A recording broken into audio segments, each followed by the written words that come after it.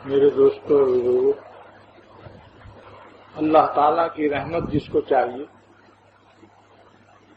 وہ استغفار کا اہتمام کرے۔ اکثر مغفرت کے بعد رحمت کا لفظ استعمال ہوتا ہے۔ قرآن شریف میں جہاں جہاں بھی آپ دیکھیں گے ربی اغفر ورحم، اے اللہ ہم کو بخش دیجیے، ہم پر رحم فرما دیجیے۔ واعف عنا واغفر لنا کے بعد پھر ورحمنا آ گیا۔ جہاں مغفرت آتی ہے رحمت اس کے بعد لگی ہوئی ہے۔ تو اس نے اشارہ یہ کر دیا کہ رحمت اللہ کی اسی پر نازل ہوتی ہے جس پر خدا تعالیٰ کی مغفرت نازل ہوتی ہے۔ لہذا اور اللہ تعالیٰ نے اپنی رحمت کو دینے کا ذریعہ بھی بتا دیا کہ استغفار کرو۔ استغفار کی برکت سے یہ رحمت ملا کرتی ہے۔ حضرت عباس رضی اللہ تعالیٰ عنہ، بخاری کی روایت ہے کہ ایک دفعہ حاضر ہوئے اور انہوں نے عرض کیا، یا رسول اللہ صلی اللہ تعالی علیہ وسلم علمنی شیئن، ہمیں آپ کچھ سکھا دیجیے۔ اسأل اللہ کہ میں اللہ سے مانگ لیا کروں۔ اور مغفرت عذاب جب نازل ہوتا ہے، جبکہ عذاب کے نازل ہونے کی وجہ صرف یہ ہے کہ بندوں کی نافرمانیاں ہوں اور مغفرت نہ ہو۔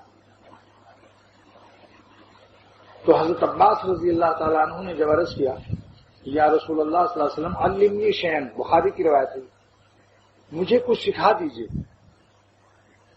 میں اللہ سے مانگ لیا کروں، یعنی ہمیں مانگنا سکھائیے۔ اسأل اللہ، میں اللہ سے مانگ لیا کروں۔ تو آپ نے فرمایا کہ سل العفو والعافیہ، عفو اور عافیت مانگ لیا کرو۔ حضرت عباس حضور صلی اللہ علیہ وسلم کے چچا ہیں، 2 سال بڑے ہیں، 2 سال بڑے ہیں، مگر کیسے بڑے ہیں کہ اپنے کو مٹا دیا تھا۔ صحابہ نے ایک دفعہ پوچھا کہ انت اکبر ام النبی، آپ بڑے ہیں یا نبی بڑے ہیں؟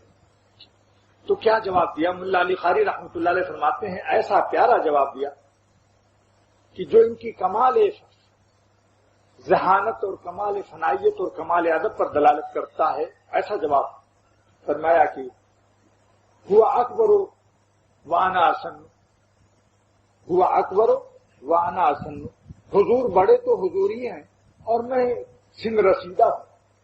اسن کے لفظ میں کوئی لفظ بڑائی کا نہیں آنے دیا، ورنہ اس کی عربی ایک عبارت یوں بھی ہو سکتی تھی کہ وانا اکبر سنن ہوا اکبر نبوتن و فضلا و درجتن و شرفن، ہزاروں چیزیں لگا دیتے کہ حضور صلی اللہ علیہ وسلم باعتبار رسول ہونے کے ہیں، نبی ہونے کے درجے میں بڑے ہیں، لیکن عمر میں میں بڑا ہوں۔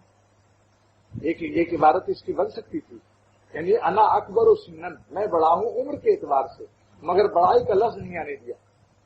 یہی سے ایک بات کا ادب حاصل ہوتا ہے کہ جن لوگوں کی قسمت اچھی ہوتی ہے اور جن کو کچھ فیض ہونا ہوتا ہے کسی بزرگ سے، اللہ تعالیٰ ان کے قلب میں ادب کی فہم عطا کرتے ہیں، ان کی فنائیت و انا اور اکڑ کو ختم کر دیتے ہیں، وہ تواضع کے ساتھ پست ہو کر پانی لیتے ہیں۔ مہاراجی فرماتے ہیں ہر کجا پستی آب آنجا روت، جہاں پستی ہوتی ہے، جہاں نشیب ہوتا ہے، جہاں گڈھا ہوتا ہے، پانی وہیں جاتا ہے۔ اور ایک زمین اکڑی ہوئی ہو، بلند ہو، بلندی پر پانی کیسے چڑھے؟ لہذا جو اکڑ لے کر آتے ہیں، اپنے نفس کا پندار عجب اور کبر لے کر آتے ہیں کہ میں بھی کچھ ہوں، میں بھی کچھ ہوں، اگر شیخ کچھ ہے تو میں بھی کچھ ہوں، میں بالکل لست بے شیء نہیں کہہ سکتا اپنے لیے، نکرہ تحت النفی میں نہیں آ سکتا کہ بالکل ایک دم فانی ہو جاؤں۔ لہذا یاد رکھیے ایسا شخص فیض کامل سے محروم رہے گا۔ جس طالب کا جتنا نفس باقی رہے گا، مٹانے میں جتنی کمی رہے گی اتنی ہی فیض میں کمی رہے گی۔ مولانا رومی رحمۃ اللہ علیہ کو داد دیجیے، یہ شخص محقق ہے سلوک و تصوف کا، امام کہنا چاہیے کہ بڑے بڑے نازک مسائل کو مثالوں سے سمجھا دیتے ہیں۔ اسی مثال کو سمجھاتے ہیں کہ دیکھو چاند کو فیض حاصل ہو رہا ہے سورج کی روشنی سے، چاند میں ذاتی روشنی نہیں ہے، مٹی ہے بالکل، لیکن چاند میں جو چمک آ رہی ہے نور القمر مستفاد من نور الشمس، سورج کی روشنی سے وہ فائدہ استفادہ کر رہا ہے، سمجھا؟ لیکن یہ کیا وجہ ہے کہ استفادہ کبھی ناقص بھی ہو جاتا ہے اس کا اور کبھی بالکل محروم ہو جاتا ہے۔ چاند کی پہلی تاریخ میں ذرا سا نور ہوتا ہے، کیوں صاحب یہ استفادہ اس کا ناقص کیوں ہو رہا ہے؟ اور ایک دن ایسا آتا ہے 14 تاریخ کو کہ استفادہ کامل ہوتا ہے، پورا چاند روشن ہوتا ہے، اور ایک دن ایسا بھی آتا ہے کہ بالکل ہی غائب، چاند میں کوئی روشنی نہیں، استفادہ ناقص نہیں بلکہ استفادہ کی نفی کا مطلق ہو گئی، کچھ بھی فیض نہیں، بالکل محروم ہو گیا۔ اس کی وجہ جلال الدین رومی رحمت اللہ علیہ فرماتے ہیں کہ اس کی وجہ یہ ہے کہ سورج میں اور چاند کے درمیان میں حیلولۃ الارض ہے، زمین حائل ہے، زمین کا گولا حائل ہے۔ یہ زمین کا گولا جس دن پورا آ جاتا ہے چاند اور سورج کے درمیان میں، اس دن چاند بالکل محروم ہو جاتا ہے سورج کی فیض سے اور روشنی سے، اور جیسے جیسے یہ زمین کا گولا ہٹتا چلا جاتا ہے تو تھوڑا سا ہٹا تو پہلی تاریخ آ گئی، دوسرے دن ہٹا تو اور ذرا روشن ہوا، 14 تاریخ کو زمین کا گولا بالکل ہٹ جاتا ہے سورج اور چاند کے درمیان سے، اس دن چاند کا دائرہ بالکل مکمل روشن ہو جاتا ہے۔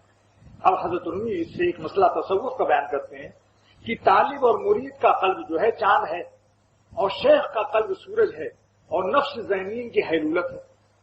جتنا نفس مٹے گا اتنے ہی اس کا فیض اس پر پڑے گا۔ جس دن آپ کا نفس بالکل ختم ہو جائے گا، آپ بالکل شیخ ہو جائیں گے، یعنی جو اس کے قلب میں ہے وہی آپ کے قلب میں ہو جائے گا۔ سمجھا؟ تو من شدی من تو شدم وہ بالکل تو نے مجھ کو کیا سے کیا شوق فراوا کر دیا، پہلے جا پھر جانے جا پھر جانے جانا کر دیا۔ بس یہ ہے نفس کو مٹانے کا مسئلہ۔ اب اسی سے سمجھ لو کہ نفس کے مٹانے میں مزہ ہے، فائدہ ہے، یا نفس کو زندہ رکھنے میں۔ اگر آپ نے کہا میں تو اپنے کو نہیں مٹاؤں گا، مجھے تو اس میں نقصان معلوم ہوتا ہے، یہ وہی دانہ ہے جو کہتا ہے ہم زمین کے اوپر رہیں گے، کسان ہمیں نیچے دبانا چاہتا ہے، ہماری خودداری کو اور وزاداری کو ختم کرنا چاہتا ہے، مٹی کے نیچے دبا کر میرے ہستی اور وجود کو بالکل مخفی کر دیتا ہے۔ لیکن اس بیوقوف کسان کو خبر نہیں، اس بیوقوف دانے کو خبر نہیں کہ اندر زمین کے نیچے پڑ جانے سے ہم 1,00,000 دانے بن جائیں گے۔ حضرت جلال الدین رومی رحمت اللہ علیہ فرماتے ہیں کہ نفس خود را کش جہان زندہ کن، تم اپنے نفس کو مٹا دو، تم سے ایک جہان زندہ ہوگا، یعنی تم خود بھی صاحب نسبت اور صاحب ولایت ولی اللہ بنو گے، اور تمہاری صحبت کے فیضان سے لاکھوں انسان حیات ایمانی سے مشرف ہوں گے۔ نفس خود را کش جہان زندہ کن، اپنے نفس کو مٹا دو لیکن تم مردہ نہیں ہوگے، تم مردہ نہیں ہوگے۔ سمجھا؟ اللہ کے راستے کا مردہ خدا کے راستے میں اپنے نفس کو مٹانے والا فنا نہیں ہوتا، اس کو بقا عطا ہوتا ہے۔ اللہ تعالیٰ پر فدا ہوا ہے، اللہ کے لیے اپنے نفس کو مٹایا۔ شیخ کا تعلق اللہ کے لیے ہوتا ہے، اس کو غیر اللہ مت سمجھو، وہاں مٹنا گویا اللہ کے سامنے مٹنا ہے، اپنی ہستی کو فنا کرنا خدا تعالیٰ کی عظمت کے مقابلے میں۔ اہل اللہ کا جو ادب ہوتا ہے اس نسبت اللہ سے ہے، اس کا وہ سب اسی خزانے میں داخل ہوتا ہے۔ بقول حکیم الامت کا بیانی جملہ نقل کرتا ہوں، فرماتے ہیں جو محبت للہ ہوتی ہے وہ باللہ سمجھی جائے گی۔ اللہ کے لیے جتنی محبتیں ہیں وہ سب اللہ کے ساتھ ترازو میں وزن کی جائیں گی۔ جو محبت للحق ہوتی ہے وہ بالحق ہوگی، حق تعالیٰ کے ساتھ اس کا شمار ہوگا۔